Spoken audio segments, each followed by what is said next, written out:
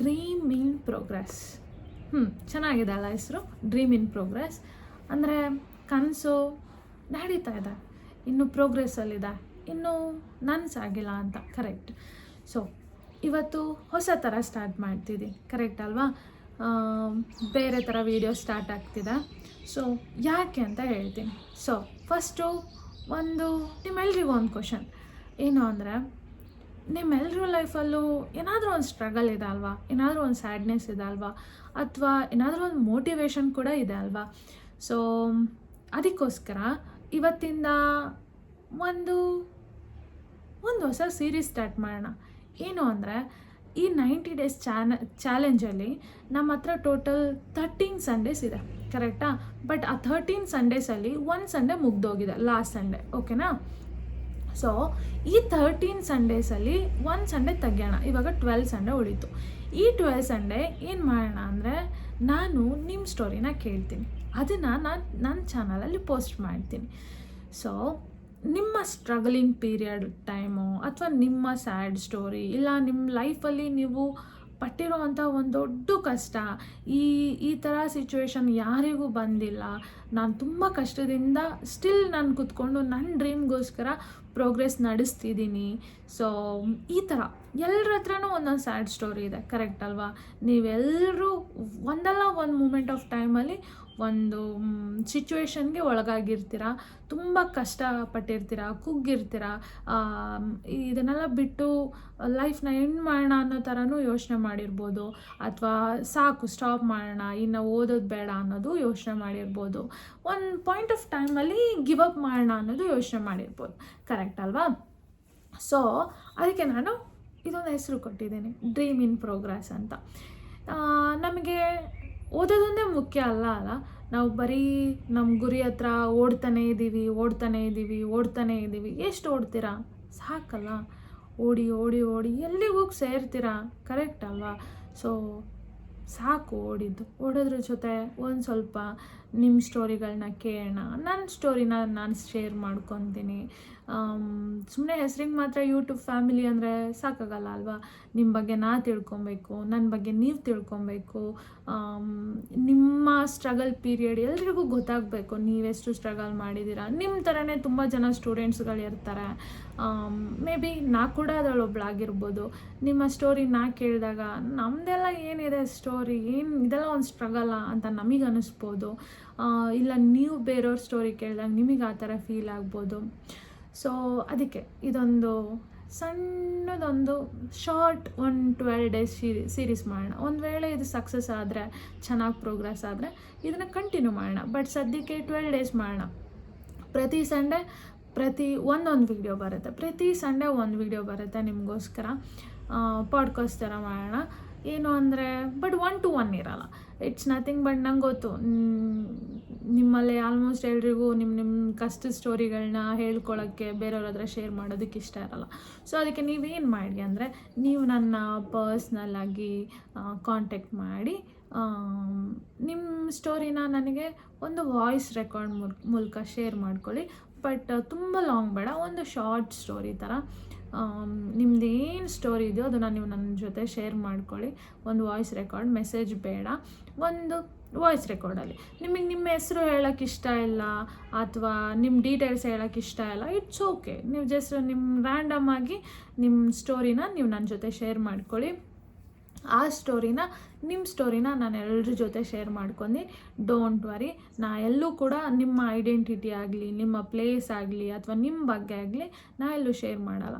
Just random ಆಗಿ ಒಂದು story ಥರ, ನಿಮ್ಮ ಸ್ಟೋರಿ ಬೇರೆಯವರಿಗೆ ಇನ್ಸ್ಪೈರ್ ಆಗುತ್ತೆ ಅಂದರೆ ವೈ ನಾಟ್, ಯಾಕೆ ಹೇಳಬಾರ್ದು, ಕರೆಕ್ಟ್ ಅಲ್ವಾ? ತುಂಬ ಜನ ಅನ್ಕೊತಿರ್ತಾರೆ ನಾನೇ ತುಂಬ ಸ್ಟ್ರಗಲ್ ಮಾಡ್ತಿದ್ದೀನಿ ಅನ್ನೋದು. ಬಟ್ ಒಂದು ವೇಳೆ ನಿಮ್ಮ ಸ್ಟೋರಿ ಬೇರೆಯವ್ರಿಗೆ ಗೊತ್ತಾದಾಗ, ನನ್ನ ಸ್ಟೋರಿ ಏನಿದೆ, ಇವರೇ ಇಷ್ಟು ಮಾಡ್ತಿರುವಾಗ ನಾನು ಯಾಕೆ ಮಾಡಬಾರ್ದು ಅನ್ನೋದು ಬೇರೆಯವ್ರಿಗೆ ಮೋಟಿವೇಶನ್ ಸಿಗುತ್ತೆ ಅಂದರೆ ಯಾಕೆ ಮಾಡಬಾರ್ದು ಅಲ್ವಾ? ಸೊ ಅದಕ್ಕೋಸ್ಕರ ಈ ಡ್ರೀಮ್ ಇನ್ ಪ್ರೋಗ್ರೆಸ್ ಅನ್ನೋ ಒಂದು ಸಣ್ಣದೊಂದು ಹೊಸ ಕಾನ್ಸೆಪ್ಟ್ ಬಂತು ಮೈಂಡಿಗೆ. ಬರೀ ಓಡ್ತಾನೇ ಇದ್ದೀವಿ, ನೀವು ಓಡ್ತಾನೇ ಇದ್ದೀರಾ, ಬರೀ test series, old question paper, ಓದೋದು, ರಾತ್ರಿ ಆದರೆ ಓದು, ಬೆಳಗ್ಗೆ ಆದರೆ ಓದು, ಲೈಬ್ರರಿಗೆ ಹೋಗು, ಕೋಚಿಂಗ್ ಕ್ಲಾಸ್ಗೆ ಹೋಗು, ಎಲ್ಲಿ ತನಕ, ಕರೆಕ್ಟ್ ಅಲ್ವಾ? ಎಲ್ಲಿ ತನಕ ಓಡ್ತೀರಾ? ಒಂದು ಜಾಬ್ಗೋಸ್ಕರ ಅಲ್ವಾ ಇಷ್ಟೆಲ್ಲ ಮಾಡ್ತಿದ್ದೀವಿ, ಕರೆಕ್ಟ್. ಆ ಜಾಬ್ ಎಷ್ಟು ಇಂಪಾರ್ಟೆಂಟ್ ಇದಲ್ಲ ಲೈಫಲ್ಲಿ, ಬಟ್ ಆ ಜಾಬ್ಗಿಂತ ಇಂಪಾರ್ಟೆಂಟ್ ಕೂಡ ನಮ್ಮ ಲೈಫಲ್ಲಿ ತುಂಬ ಇದೆ ಅಲ್ವಾ, ಅದನ್ನೇ ಮಿಸ್ ಮಾಡ್ಕೊಬೇಕಲ್ವಾ. ಸೊ ಅದಕ್ಕೋಸ್ಕರ ನಿಮ್ಮ ಸ್ಟೋರೀಸ್ನ ನನ್ನ ಜೊತೆ ಶೇರ್ ಮಾಡ್ಕೊಳ್ಳಿ. At the end of the 12th series ಇದಲ್ಲ, 12th ಸೀರೀಸಲ್ಲಿ ನನ್ನ ಸ್ಟೋರಿನ ನಿಮ್ಮ ಜೊತೆ ಶೇರ್ ಮಾಡ್ಕೊತೀನಿ, ಓಕೆನಾ. ಸೊ ಸರಿ, ಹೇಗೆ ಅನ್ನೋದು ಇನ್ನೊಂದು ಸಲ ಹೇಳ್ತೀನಿ. ನೀವೇನು ಮಾಡಿ, ನನ್ನ ಡಿಸ್ಕ್ರಿಪ್ಷನಲ್ಲಿ ನಾನು ನಿಮಗೆ ನನ್ನ ಟೆಲಿಗ್ರಾಮ್ ಚಾನಲ್ ಹಾಕಿರ್ತೀನಿ. ನೀವು ಡೈರೆಕ್ಟಾಗಿ ನನಗೆ ಒಂದು ವಾಯ್ಸ್ ಮೆಸೇಜ್ ಕಳಿಸಿ, ಓಕೆನಾ. ಒಂದು ವಾಯ್ಸ್ ಮೆಸೇಜ್ ಕಳಿಸಿ, ಬಟ್ ಆದಷ್ಟು ಮಿನಿಮಲ್ ಶಾರ್ಟಾಗಿ ಕಳಿಸಿ. ಒಂದು 10 minutes 15 minutes ಒಳಗಡೆ ಕಳಿಸಿ. ತುಂಬ ಲಾಂಗ್ ಆದರೆ ಅಪ್ಲೋಡ್ ಮಾಡೋಕ್ಕೆ ತುಂಬ ಕಷ್ಟ ಆಗುತ್ತೆ, ಅದಕ್ಕೋಸ್ಕರ ಅಷ್ಟೇ. ನನಗೆ ಕೇಳೋಕ್ಕೆ ಕಷ್ಟ ಆಗುತ್ತೆ ಅಂತಲ್ಲ, ಅಪ್ಲೋಡ್ ಮಾಡೋದಕ್ಕೆ ತುಂಬ ಕಷ್ಟ ಆಗುತ್ತೆ, ಓಕೆನಾ. ಅದರಲ್ಲೂ ನಾನು ಡೈಲಿ ಇಂಟರ್ನೆಟ್ಟಲ್ಲೇ ಅಪ್ಲೋಡ್ ಮಾಡ್ತಿರ್ತೀನಿ, ಯಾವುದೇ ವೈಫೈ ಇಲ್ದಲೆ. ಸೊ ಅದು ಸ್ವಲ್ಪ ಕಷ್ಟ ಆಗುತ್ತೆ. ನಿಮ್ಮ ಹೆಸರು ಶೇರ್ ಮಾಡ್ಕೊಬೇಕು, ಅದಕ್ಕೆ ರೆಡಿ ಇದ್ದೀರಾ ಅಂದರೆ ನೀವು ಶೇರ್ ಮಾಡ್ಕೊಬೋದು. ಇಲ್ಲ ನಾನು ಶೇರ್ ಮಾಡ್ಕೊಳಕ್ಕೆ ರೆಡಿ ಇಲ್ಲ, ಜಸ್ಟ್ ಹಾಗೆ ಶೇರ್ ಮಾಡ್ತೀನಿ ಅಂದರೆ ಇಟ್ಸ್ ಓಕೆ. ನಿಮ್ಮ ಐಡೆಂಟಿಟಿ ಏನೂ ಇಲ್ದಲೆ ಜಸ್ಟ್ ರ್ಯಾಂಡಮ್ ಆಗಿ ನನಗೆ ನೀವು ನಿಮ್ಮ ಸ್ಟೋರಿನ ಶಾರ್ಟಾಗಿ, ಮೇ ಬಿ ನೀವು ಎಕ್ಸಾಮಿಂದನೇ ಕಷ್ಟಪಟ್ಟಿರಬೇಕು ಅಂತ ನಾನು ಹೇಳ್ತಿಲ್ಲ. ಒಂದು ವೇಳೆ ಈ ಎಕ್ಸಾಮಿಗೆ ಬರೋದಕ್ಕೆ ಒಂದು ಮೋಟಿವೇಶನ್ ತಂದಿರುತ್ತೆ ಅಲ್ವಾ, ನಿಮ್ಮ ಲೈಫಲ್ಲಿ ಬೇರೆ ಏನೋ ಸ್ಟ್ರಗಲ್ ಮಾಡಿರ್ತೀರ, ಆ ಸ್ಟ್ರಗಲಿಂದ ಕಷ್ಟಪಟ್ಟು ಕೊನೆಗೆ ಹೆಂಗಾದ್ರೂ ಏನೋ ಒಂದು ಲೈಫಲ್ಲಿ ಒಂದು ಸಾಧನೆ ಮಾಡಬೇಕು ಅನ್ನೋದು ನಿಮಗೆ ಅನಿಸಿರ್ಬೋದು. ಆ ಥರ ಅನಿಸಿದ್ರು ಕೂಡ ನೀವು ಈ ಫೀಲ್ಡಿಗೆ ಬರಬೇಕು ಅಂತ ಡಿಸೈಡ್ ಮಾಡಿದರೆ ನೀವು ಅದನ್ನು ಶೇರ್ ಮಾಡ್ಕೊಬೋದು. ಸೊ ಏನೇ ಒಂದು ಬೇರೆಯವ್ರಿಗೆ ಮೋಟಿವೇಶನ್ ಫೀಲ್ ಆಗುತ್ತೆ ನನ್ನ ಸ್ಟೋರಿ ಕೇಳಿ ಅನ್ನೋ ನಿಮ್ಗೆ ಅನಿಸಿದ್ರೆ ದಯವಿಟ್ಟು ಶೇರ್ ಮಾಡ್ಕೊಳ್ಳಿ. ಸೊ ದ್ಯಾಟ್ ನೆಕ್ಸ್ಟ್ ವೀಕಿಂದ, ಇಲ್ಲ ಈ ವೀಕಿಂದನೇ ಬರುತ್ತೆ, ಈ ವೀಕಿನ್ನು ಸಂಡೇ ಇದಲ್ಲ, ಈ ವೀಕಿಂದನೇ ಪ್ರತಿಯೊಂದು ಸಂಡೇನೂ ನಾನು ಒಂದೊಂದು ವೀಡಿಯೋನ ಅಪ್ಲೋಡ್ ಮಾಡ್ತೀನಿ ನಿಮ್ಮ ಸ್ಟೋರಿ ನಿಮ್ಮ ಜೊತೆಗೆ.